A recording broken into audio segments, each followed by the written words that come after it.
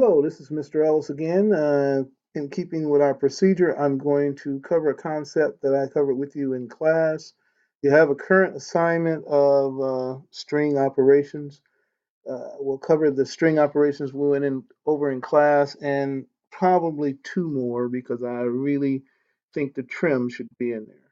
Okay, so this is a video that will cover string operations. First thing I need to do is create a string. Now, my string that you have, and I'll call it X for brevity, equals double quote,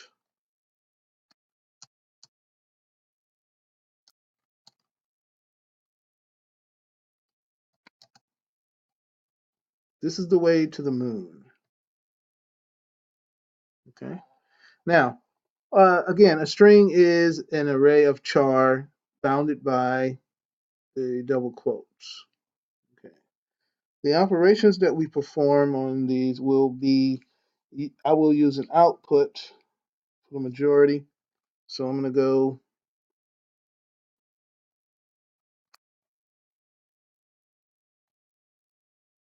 system that out, that print line. The first method we want to look at is the char at. What the char at does is it will accept a integer value, use it as an index in your array, and find the character that's located at that index. In this case, we want to find the character that has an index of 10. Format, the string. I could have easily put this string here and instead of the variable, but is for brevity. It is a cleaner way. You assign the string to a variable and then use the method on the variable. So let's try that and save and run. Okay, it says that the index of 10 is for E. Let's see, 0, 1, 2, 3, 4, 5, 6, 7, 8, 9, 10. The E that's in the V. Okay, now just to prove this, let's copy this and if I can get him in there, paste that guy right there and run it again. Control save. Okay, and I'd like to run it again. Looks like it's going to work. Exactly the same. So whether I have the string there and use the dot notation in the method, or I have a variable that holds the string and use that, it works. The next method we would like to use is the dot concat. Okay, I have a string that says this is the way to the moon, and I want to concatenate in a big ship to this is the way to the moon. And so I use the concatenation method. I want to save and run. This is the way to the moon. Ooh.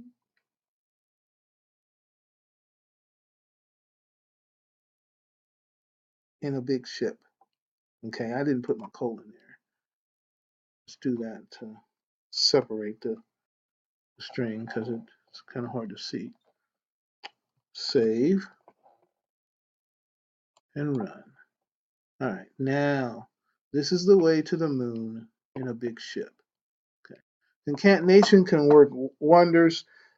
Suppose I have a format for password where a user uses his first name and some number, and I want to have them segregated when they come in, or I want to have the number held in a database. He puts in his name, I check his number, I concatenate them together, and allow him to enter.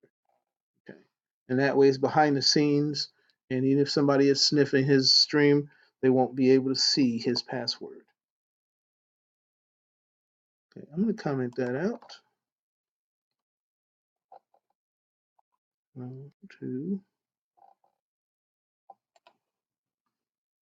Obi-dobi. Here we have a method that will be used frequently when you check to see if two strings are equal. Because a string is an object, cannot use the double equal sign. Well, that's something that we'll cover later.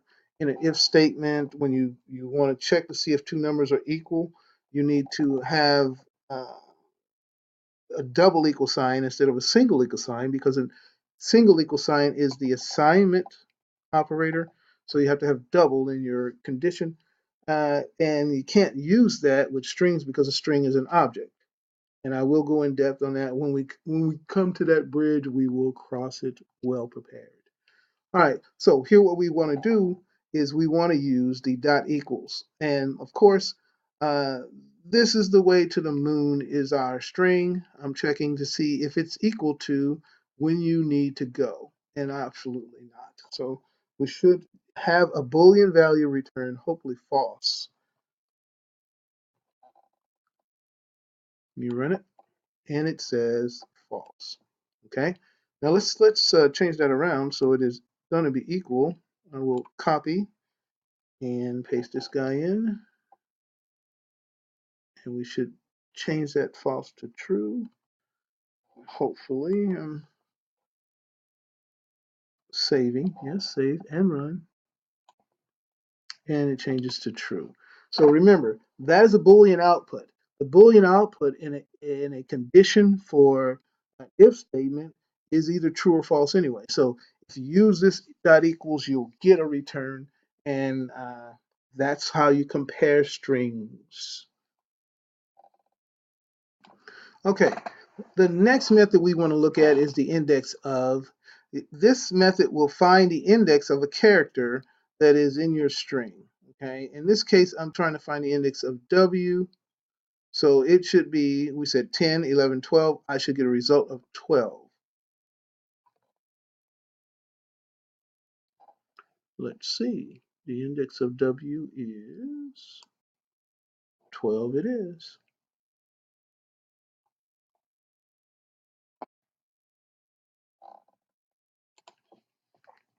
Not all methods have parameters as input. The dot length will return the length of our string to say how many characters in the string, and it obviously doesn't need input. It uses the string as its input. So let's save and run this and find out how long this string is. How many characters are in there? 27 characters in that string. That's including the spaces between the words. Our next method will be the replace method. We didn't go over this in class.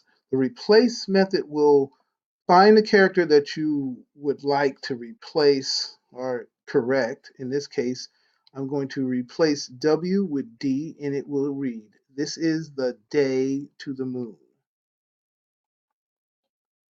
I'll save and run this.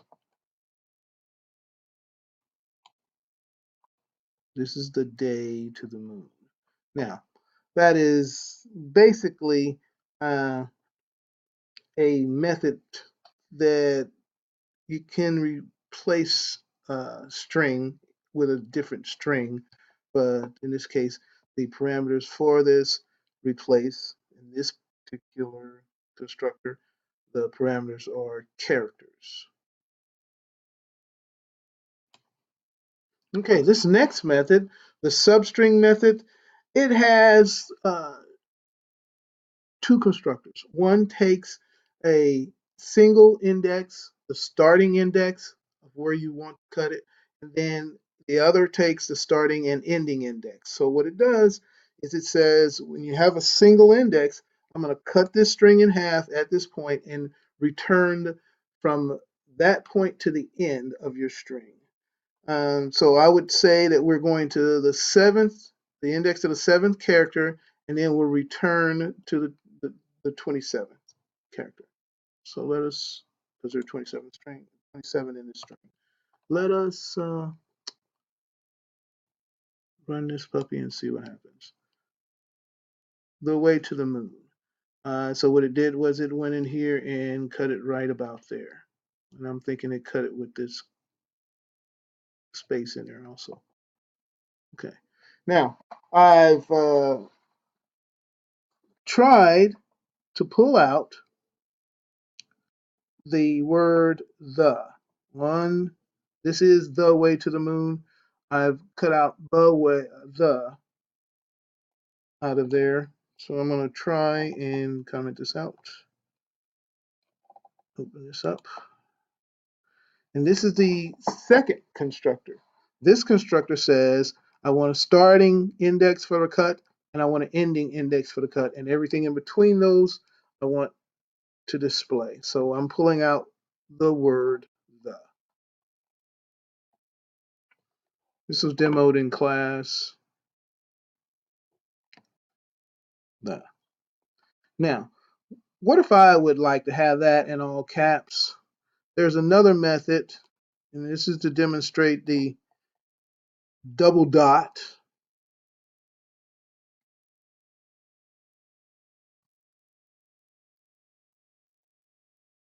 And it doesn't take a parameter, it just, I'm sorry.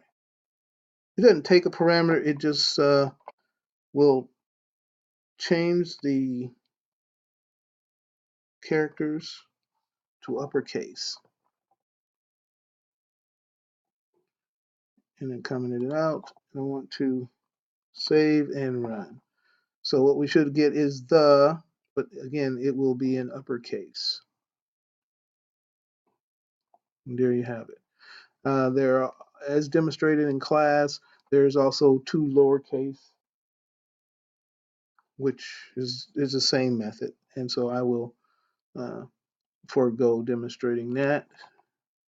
The same, it's not the same method. I'm sorry. Let me correct that. It is the same format.